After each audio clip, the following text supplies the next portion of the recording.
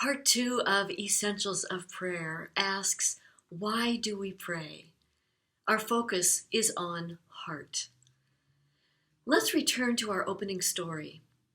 Why was I praying instead of reading a book or working a crossword puzzle or listening to music or a podcast or watching a video? Why pray? We pray because we have a human heart and a human brain, which is in conversation with that heart. We pray because we are social beings by nature, and at our best, we connect with one another at an instinctive and compassionate level. Prayer is my response to an invitation into conversation, relationship, and encounter with the one who holds the mystery of my life in total love and possibility. At the warming center, my job for 8 hours through the night is to be a keeper of the peace. But the guest whom I encounter as I pray makes clear to me I am also a sharer of the peace of the risen Christ. In this brief exchange, we connect heart to heart, which suggests to me that he may be a man of prayer, kin to my own heart.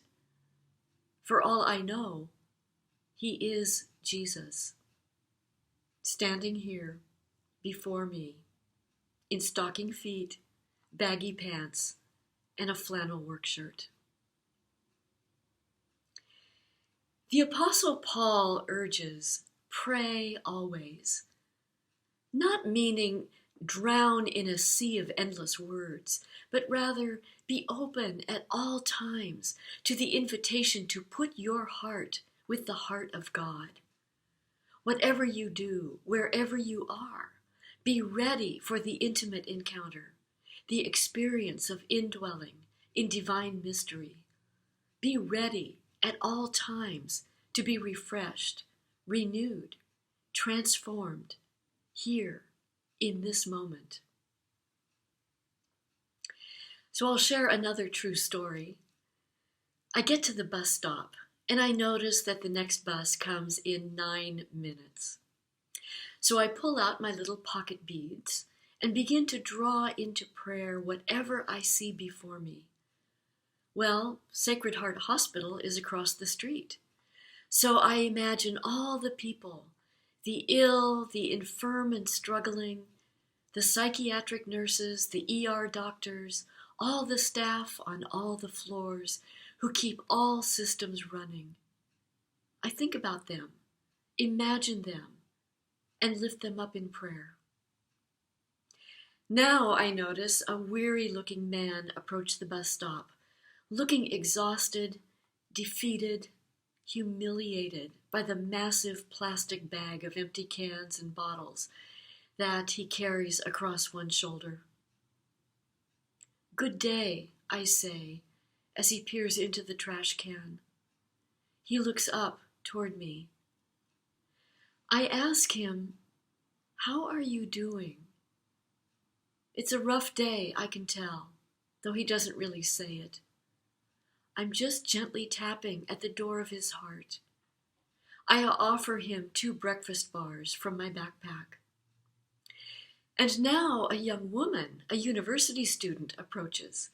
She says some kind words to me, a gentle tap at the door of my heart.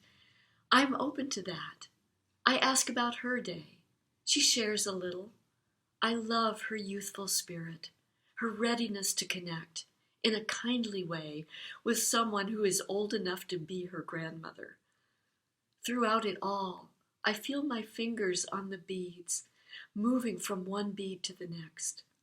The bus arrives, we board. I take a seat near the back, and now I see the backs of about 20 fellow passengers. Each one, in turn, becomes the object of my attention, the subject of my prayer.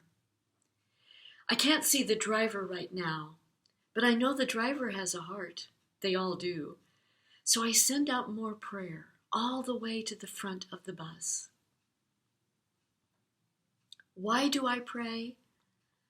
certainly because I have a heart, but I pray also because praying is free. It's also a little costly. Prayer nudges me out of my universe, out of my bubble, into the universe of what and whom is beyond me, even foreign to me.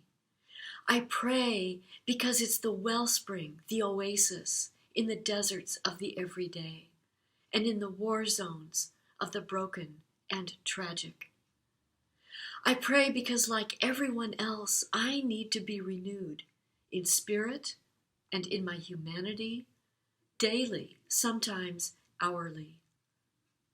As long as I am in this world, I owe it to these strangers who really are kin to me, to be centered in the one relationship at the core of me that fills me with life and spills beyond me to bless others, even if only in hidden ways. So here's your practice.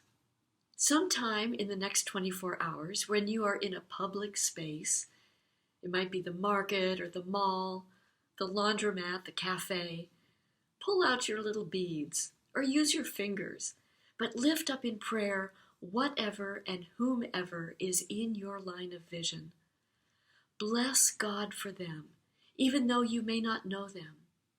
Pray a blessing on their life.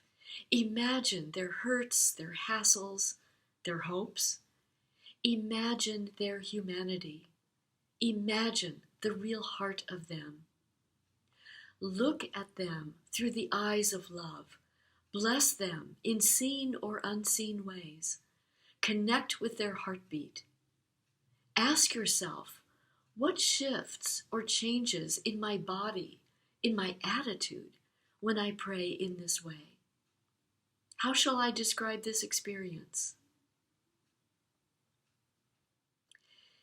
If you don't yet have your Essentials of Prayer booster pack, it's in my store. It includes a course journal with all my slides and plenty of room to write, plus an office hour with me. And check out my book, Lord, Teach Us to Pray. You can read sample pages and purchase direct from the author in my store. Please like and share this course with your friends. Leave a comment and subscribe to my channel for early notice of new courses. Next up is part 3, the risk of beautiful prayer. We'll explore the risks that make you real. See you soon.